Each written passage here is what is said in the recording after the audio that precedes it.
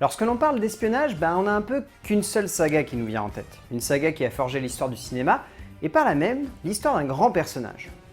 Pourtant, l'espionnage n'appartient pas qu'à Ian Fleming et son agent 00. Heureusement, de nombreux cinéastes ont su se l'accaparer et surtout le faire muer avec le temps et avec les époques. On pourra citer bien évidemment la saga Jason Bourne, qui a su redonner de nouvelles lettres de noblesse à ce genre appartenant à la littérature, et grâce à ses auteurs au monde du cinéma désormais. Au fil des époques, l'espionnage est devenu le meilleur moyen pour les auteurs de cinéma de parler de la géopolitique, et au-delà de cette opinion, d'évoquer la place de l'homme au sein de certains conflits et au sein d'un monde qu'il a parfois du mal à totalement comprendre, et surtout à totalement adhérer et accepter. L'agent au service d'une nation, devenant parfois le bouc émissaire d'un groupe de personnes cherchant à en faire le début d'une destruction. Au sein de cela, une saga s'est installée comme un modèle et a forgé tout un genre, tout en parvenant également à s'imposer comme une révolution de son matériau d'origine.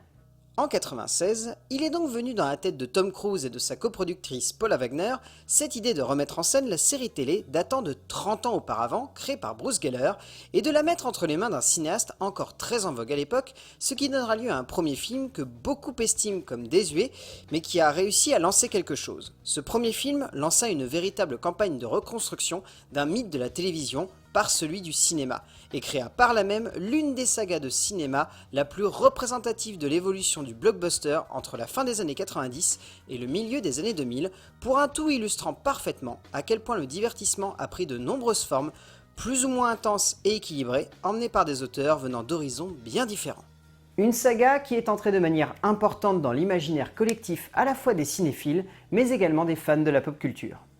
En 1996, donc, les commandes sont confiées à un auteur de génie, en train de tomber dans les limbes du cinéma, pour un divertissement qui allait devenir légendaire. Une œuvre qui n'a pas forcément convaincu en son temps, mais qui s'est imposée comme un modèle de mise en scène et de création, d'une tension qui allait faire la sève de la série par la suite, et le modèle d'une vague de cinéastes par la même. De Palma livre alors un pur divertissement, comme seul lui sait le faire, fait de plans séquences, de champs à double focale, d'instants de génie où l'action devient plus que jamais dantesque, à l'image de cette fantastique séquence de fin sur un TGV où De Palma démontre tout le savoir-faire de son cinéma en même temps qu'une scène d'anthologie juste hallucinante de brio. Démontrant déjà à l'époque que le cinéaste n'avait pas fini de nous surprendre et de nous impressionner, et surtout de savoir comment se servir des différentes mécaniques du cinéma.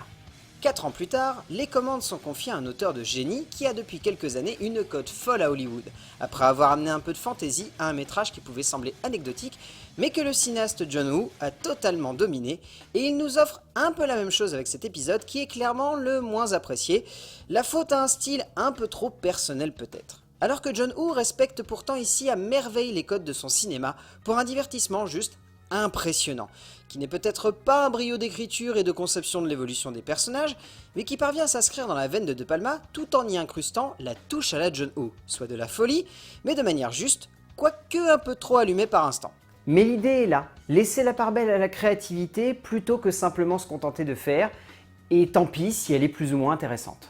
6 ans plus tard, un jeune concepteur de série décide de prendre les commandes d'un 3e métrage qui allait poser les bases de ce que la saga deviendrait sur ses 3 épisodes suivants quasiment, soit une base jouant sur un mystère omniprésent, un divertissement moderne, mais à l'ancienne dans sa mise en scène et son style, et un côté série pas si éloigné de ce qu'une certaine production sur des disparus cherchait à nous proposer à l'époque. C'est cela la patte J.J. Abrams, une idée simple, celle de réinventer la série tout en restant dans les gonds des précédents auteurs, mais en amenant une chose qui peut tout changer. Cette idée folle de jouer avec l'attente du spectateur, avec le mystère de l'action et les enjeux au cœur de l'évolution de celle-ci et de l'ambition d'un métrage. Abrams a tellement réussi à imprimer sa patte sur la série que désormais, son fantôme n'arrête pas de flotter, peu importe les auteurs qui passent derrière la caméra. Et voilà que 5 ans plus tard, un cinéaste venant de chez Disney fait une entrée folle au sein de la série, proposant alors aux spectateurs de plonger la tête la première dans un divertissement où dès les premières minutes, on sait que l'on ne va pas pouvoir anticiper ce qui se mettra en place devant nous. Un cinéaste comprenant Abrams, mais parvenant également à proposer une œuvre old school, passionnante. Hommage à gauche et à droite, mais surtout pure filiation avec les aînés d'un cinéma qui, on le sent, sont bien présents. Brad Bird donne lieu ici à une œuvre d'action juste hallucinante de maîtrise. À ce jour, le meilleur métrage de la série pour moi, parvenant à comprendre comment faire rire, comment faire frissonner, comment amener de la tension et surtout du mystère tout du long. Brad Bird est un génie et ce film le montre de manière totale, car si Les Indestructibles était un modèle de film d'action pour les enfants, Mission Impossible Protocole Fantôme est un modèle d'action pour les adultes. Et vint alors le 5e film, 4 ans plus tard, un volet imposant et puissant qui reste à ce jour le métrage qui a le plus mis d'accord les fans et les critiques. Un film d'une grande inventivité dramatique puisqu'il s'agit du premier métrage écrit et mis en scène par la même personne. Savoir le co-scénariste du 4e film qui passe alors derrière la caméra pour apposer totalement sa vision de la série. McQuarrie ne réussit pas l'exploit de Bird, mais parvient à rester dans la même veine tout en réussissant cette chose magnifique de comprendre comme les autres son prédécesseur, en parvenant à allier son propre style, ici très brutal et noir, à ce que Bird avait imaginé de la série pour un énorme divertissement qui s'impose dès le début comme un modèle du genre. Un modèle qui donnera un petit peu trop envie à Tom Cruise d'en faire des caisses, jusqu'à aller un petit peu trop loin d'ailleurs. R.I.P. in peace, sweet cheville. De métrage en métrage, de cinéaste en réalisateur, de faiseur en inventeur, cette saga a pris de nombreuses formes, donc épousé de nombreux modèles, et s'est vu investi par l'esprit plus ou moins créatif, plus ou moins passionnant, de cinéastes cherchant à amener de leurs pattes au sein d'un divertissement à l'américaine pas toujours très subtil, mais cherchant avant tout à conquérir un amateur d'action. De Palma cherchait à conquérir l'amateur de frissons, le fan ultime de polar à l'ancienne, avec des intrigues à tiroir et des gros retournements. Wu voulut allumer les codes de l'action à l'américaine, et voulut par là même amener de l'onirisme et de la poésie virile au sein d'un divertissement débile et réducteur. Abrams voulait amener sa patte de magicien et sa mystery box au sein de la saga pour ainsi proposer aux spectateurs de totalement plonger dans une intrigue passionnante. Bird en a fait un divertissement intelligent, passionnant, puissant, novateur et génialissime pour un moment de cinéma rare. McQuarrie compléta à merveille cela en investissant parfaitement le style de Bird tout en amenant son côté délirant et jouissif. Comme quoi un cinéaste peut passer derrière la caméra et réellement s'approprier une saga et non pas ressembler à un yes man. Et cela, la saga autour de Ethan Hunt l'a parfaitement synthétisé autour de ses 5 et futurs 6 longs métrages.